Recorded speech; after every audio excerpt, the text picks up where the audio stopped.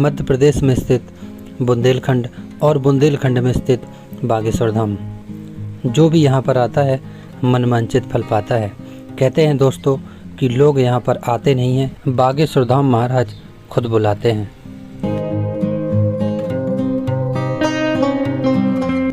भारत के हर राज्य से अथवा विश्व के हर कोने से लाखों की संख्या में श्रद्धालु यहाँ हर साल आते हैं। हेलो दोस्तों, स्वागत है आप सभी का एक बार फिर से हमारे YouTube चैनल जेएस बुंदेला पर। दोस्तों, आप लोगों के बहुत से कमेंट और सवाल आ रहे थे कि हम बागेश्वर धाम कैसे जाएं।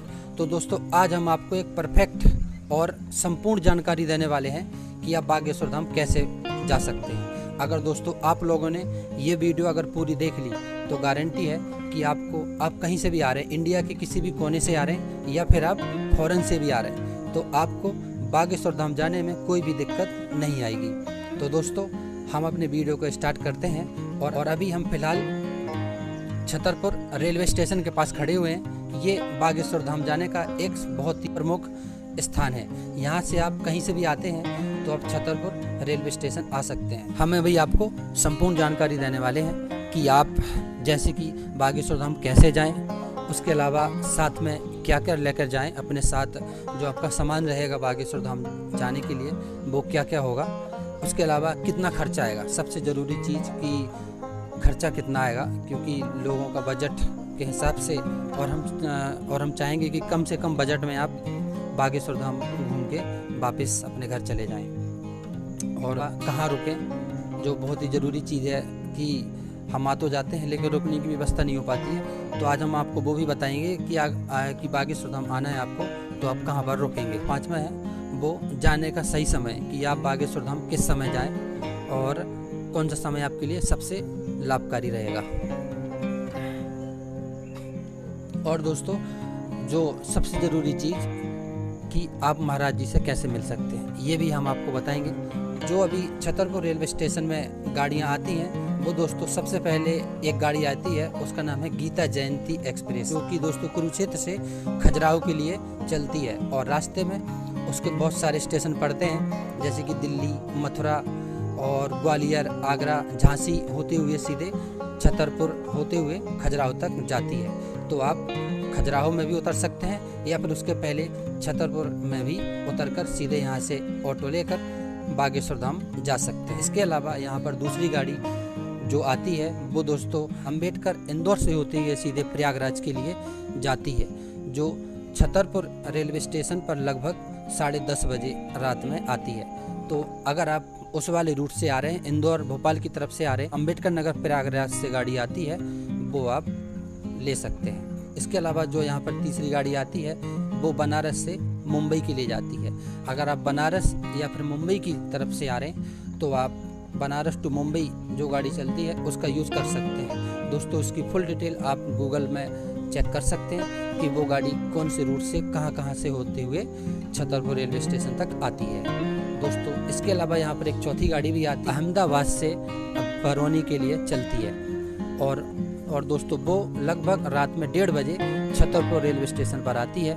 तो आप उस वाली गाड़ी की भी जानकारी ले सकते हैं। और अगर आप गुजरात की तरफ से आ रहे हैं, अहमदाबाद की तरफ से आ रहे हैं, तो आप उस गाड़ी का यूज कर सकते हैं। दोस्तों, ट्रेन से आने में हमें बहुत सारे फ़ायदे हैं, जैसे कि आपका टाइम कम लगेगा, थोड़ा जल्दी पहुंचा देगी। इसके अलावा जो आपका खर्चा है वो भी आधा हो जाएगा, क्योंकि बस में थोड़ा ज़्यादा किराया लगेगा और आपको चेंज करना पड़ेगा बार बार। और अगर आप ट्रेन में आते हैं तो आप सीधे छतरपुर रेलवे स्टेशन आकर यहाँ से ऑटो पकड़ के बागेश्वर धाम जा सकते हैं। अभी आपको यहाँ के चारों तरफ का नज़ारा मैं दिखा देता हूँ। ये देखिए, इस तरफ सारा ये जो आपको दिख रहा है ये छतरपुर रेलवे स्टेशन है। और अभी यहाँ पर गीता जयंती एक्सप्रेस जो कि कुरुक्षेत्र से खजुराहो के लिए चलती है वो गाड़ी आने वाली है। तो हम उसी का वेट कर रहे थे, देखते हैं अगर टाइम से आ जाएगी तो उसको आप लोगों को दिखा देंगे। अगर टाइम से नहीं आएगी तो हम सीधे यहाँ से बागेश्वर धाम के लिए निकल सकते हैं। दोस्तों, ये जो मैंने गाड़ियाँ बताई हैं ये सारी खजुराहो भी जाती हैं, लेकिन खजुराहो मेरे हिसाब से आपको थोड़ा सा दोस्तों लंबा पड़ेगा और यहाँ पर उतर के आप सीधे बागेश्वर धाम जा सकते हैं। और इसके अलावा बस के बारे में भी मैं आपको बताऊँगा कि बस में आप कहाँ से कैसे आ सकते हैं। और आपने रेलवे स्टेशन देख ही लिया है। और इसके अलावा हम चलते हैं बागेश्वर धाम की तरफ। हाँ, नीचे इंस्टाग्राम की आईडी आ रही होगी नीचे, तो उसमें जाके आप मेरे को फॉलो कर सकते हैं। और अगर कोई भी आपका सवाल है तो आप मैसेज करके मुझसे पूछ सकते हैं। जेएस बुंदेला मेरी आईडी है जो नीचे आ रही होगी। ये छतरपुर जो रेलवे स्टेशन है उसकी सारी पार्किंग है। और जो हमने वीडियो को स्टार्ट किया था, वो जो आपको ऊपर पुल दिख रहा है वहाँ से वीडियो को स्टार्ट किया था। छतरपुर रेलवे स्टेशन का जो मुख्य सामने का जो फ्रंट का स्थान है वो आप देख रहे हैं। यहाँ पे जूम करता हूँ, मैं आपको दिखाता हूँ। यहाँ लिखा है महाराजा सर रेलवे स्टेशन छतरपुर। तो ये रहा आपके सामने छतरपुर रेलवे स्टेशन। और ये कुछ यहाँ का नज़ारा है इसके चारों तरफ का, वो भी मैं आपको दिखा देता हूँ। इस तरफ जो आप अभी सामने देख रहे हैं, इस तरफ एक मेन रोड है, यहाँ पर इसका मेन गेट है आगे से। और ये अपनी गाड़ी खड़ी है जिसमें अभी हम बागेश्वर धाम जाने वाले हैं। और ये आपका कुछ यहाँ के चारों तरफ का नज़ारा है। यहाँ से हम अभी दुड़ियागंज रेलवे स्टेशन की तरफ जा रहे हैं, जो कि बागेश्वर धाम के सबसे ज़्यादा नज़दीक पड़ता है। और ये जो मैंने सारी ट्रेनों के रूट्स बताए हैं, ये दोस्तों दुड़ियागंज से ही होके जाती हैं, लेकिन वहाँ पर इनका स्टॉप नहीं है। उसके बावजूद भी वहाँ पर चेन पुलिंग करके ट्रेन को रोक देते हैं।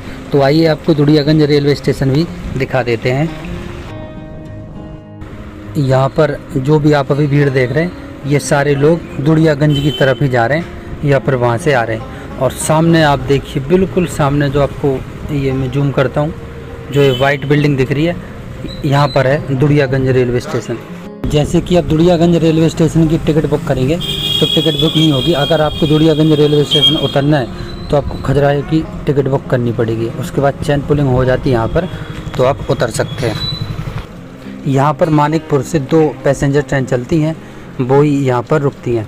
तो आप मानिकपुर की तरफ से आ रहे हैं तो आप पैसेंजर ट्रेन का इस्तेमाल करके यहाँ पर आ सकते हैं।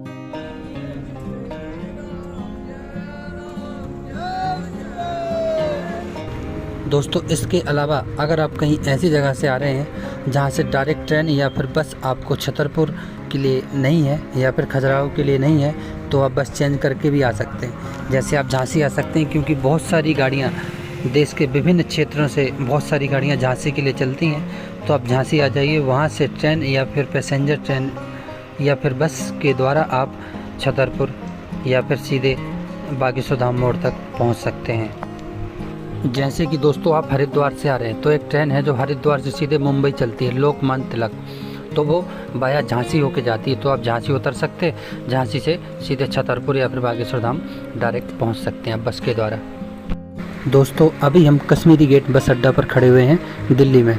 तो आप अगर बिहार से आ रहे हैं या फिर उत्तराखंड से आ रहे हैं, उड़ीसा से आ रहे हैं, झारखंड से आ रहे हैं और इसके आसपास किसी भी स्टेट से आ रहे हैं, तो आप यहाँ पर आ सकते हैं। यहाँ से डायरेक्ट ट्रेन आपको या फिर बस आपको छतरपुर के लिए मिल जाएगी। भाइयों, हम अब बात करते हैं कि बागेश्वर धाम जाने के लिए क्या क्या सामान साथ में ले जाएं। जैसे कि आप होटल वगैरह में या फिर किसी धर्मशाला में जहाँ पर पैसे लगते हैं वहाँ पर नहीं रुकना चाहते हैं, तो अपने साथ कंबल वगैरह ज़रूर लाएं, क्योंकि आप मंदिर के आसपास कहीं भी बिछा के सो सकें। उसके अलावा दोस्तों थोड़ा बहुत कैश भी अपने पास रखें, क्योंकि बागेश्वर धाम में ATM की व्यवस्था नहीं है, तो आपको कोई परेशानी या दिक्कत ना हो, इसके लिए थोड़ा कैश भी अपने साथ रखें।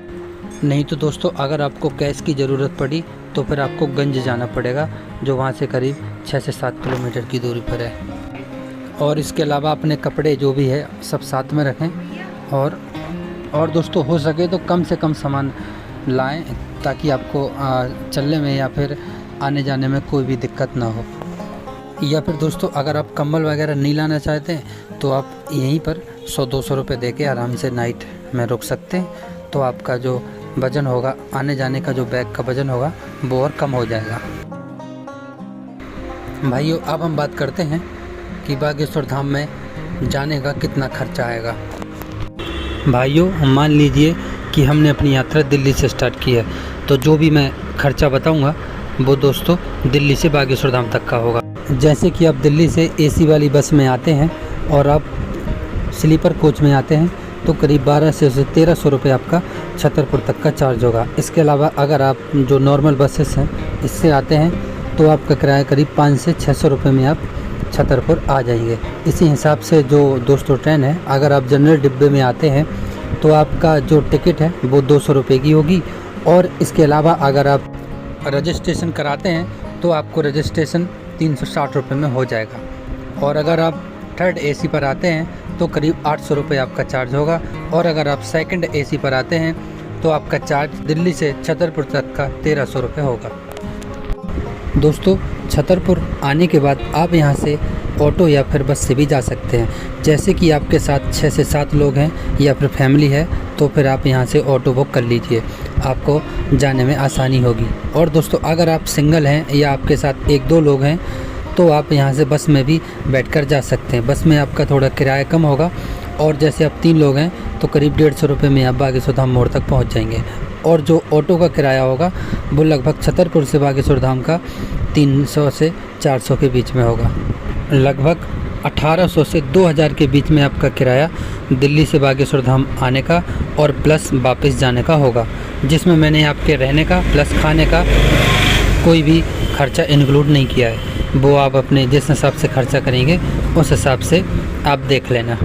ये ओनली आपका जो किराया है वही मैंने बताया है। तो इसी हिसाब से अगर आप कहीं से भी आते हैं ऑल इंडिया से या बाहर से भी तो आप इसी हिसाब से अपना खर्चा जोड़ सकते हैं। दोस्तों, अब हम बात करते हैं कि बागेश्वर धाम में नाइट स्टे यानी रात में कहाँ रुकें। तो फिर आइए दोस्तों, अभी हम आपको इस दुकान के अंदर ले चलते हैं और आपको दिखाते हैं। जैसे आप सामने एक गद्दे देख पा रहे होंगे, मैं और अंदर जाके आपको दिखाता हूँ। ये जो आप अभी एक गद्दे देख पा रहे हैं, यहाँ पर आप नाइट स्टे रात में रुक सकते हैं। जैसे आप एक ऊपर पंखा वगैरह भी लगा हुआ है और काफ़ी स्पेस रहता है। जैसे आप एक गद्दा देख रहे हैं तो इसमें एक गद्दे का रेट 100 रुपये है, जिसमें आप 2 लोग आराम से सो सकते हैं। यहाँ पर आप लाइन से देख रहे हैं कि कम से कम 7-8 गद्दे यहाँ पर पड़े हुए हैं। ऐसे ही यहाँ पर बहुत सारी जगह हैं जहाँ पर आपको ऐसे गद्दों की व्यवस्था मिल जाएगी। और ऊपर से भी बारिश से भी बचाव होता है यहाँ पर। तो जैसे आप अभी देख रहे हैं कि कूलर वगैरह भी लगा हुआ है, जिससे गर्मी से भी राहत मिलेगी आपको। और आप सामने वाली दुकान में भी देख सकते हैं कि गद्दे बिछे हुए हैं, लोग वहाँ पर भी आराम कर रहे हैं। दोस्तों, इसके अलावा अगर आपको अच्छे होटल चाहिए तो आपको या तो छतरपुर में नाइट स्टे करना पड़ेगा या फिर गंज में भी आपको काफ़ी अच्छे होटल मिल जाएंगे। तो आप गंज, अगर आपको अच्छी सुविधा चाहिए तो आप गंज जाइए या फिर छतरपुर में नाइट स्टे करिए। दोस्तों, अब हम बात करते हैं कि बागेश्वर धाम आने के लिए सबसे सही समय कौन सा है। तो दोस्तों, बागेश्वर धाम आप 365 दिन में कभी भी आ सकते हैं। जब आप सोच लेंगे कि मुझे बागेश्वर धाम जाना है, वही सबसे सही समय बन जाएगा बागेश्वर धाम आने के लिए। तो अगर आप बागेश्वर धाम आने की सोच रहे हैं तो आप मेरा वीडियो देखिए, जिसमें मैंने आपको लगभग सब कुछ बताने की कोशिश की है। और आप देर मत करिए, बागेश्वर धाम आइए और यहाँ पर अपनी जो भी आपकी अर्जी है वो लगाइए। भगवान और बागेश्वर धाम आपकी ज़रूर पूरी करेंगे। भाइयों, हम अब बात करते हैं कि आप महाराज जी से कैसे मिल सकते हो। भाइयों, अगर आप महाराज जी से मिलना चाहते हैं तो आपको टोकन की ज़रूरत पड़ेगी, जो 2-3 महीने में एक बार बांटे जाते हैं। तो दोस्तों, जो उसकी एग्जैक्ट डेट है वो आपको बागेश्वर धाम हेल्पलाइन नंबर पर कॉल करके मिल जाएगी। तो आप बागेश्वर धाम का जो कॉन्टैक्ट नंबर है उस पर आप कॉल करके उसकी जानकारी ले सकते हैं। या फिर दोस्तों, जो बागेश्वर धाम के दिव्य दरबार लगते हैं उसकी जानकारी आपको रखनी पड़ेगी।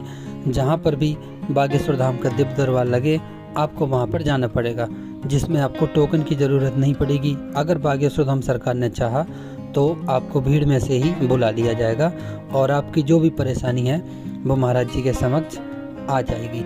बागेश्वर धाम में आस्था रखने वाले लाखों करोड़ों श्रद्धालु हो चुके हैं, तो आपको बहुत परिश्रम करना पड़ेगा महाराज जी से मिलने के लिए। दोस्तों, इसके अलावा अगर आपका कोई सवाल है तो आप इंस्टाग्राम पर मैसेज करके या फिर मुझे यूट्यूब पर कमेंट करके भी पूछ सकते हैं। वीडियो आपको कैसा लगा हमें ज़रूर बताइएगा। वीडियो को लाइक करिएगा, शेयर करिएगा और सब्सक्राइब करिएगा। बाय बाय दोस्तों, हम मिलते हैं किसी और वीडियो में।